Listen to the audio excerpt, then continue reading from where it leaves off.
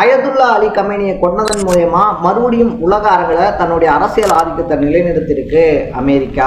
கிட்டத்தட்ட 37 வருஷங்களுக்கு மேல ஈரானை கட்டி ஆண்ட அயதுல்லா அலி கமேனி அமெரிக்காவுக்கும் இஸ்ரேலுக்கும் ரொம்ப பெரிய குடைச்சல்களை கொடுத்துக்கிட்டு இருந்தாரு அப்படின்னு தான் சொல்லணும். ஸோ ஈரான்ல தன்னுடைய ஆதிக்கத்தை எப்படியாவது நிலைநிறுத்தணும் அப்படின்னு சொல்லி அமெரிக்கா என்னதான் முயற்சி எடுத்திருந்தாலும் அது எல்லாத்துக்கும் ரொம்ப பெரிய தடையா இருந்தாரு கமேனி.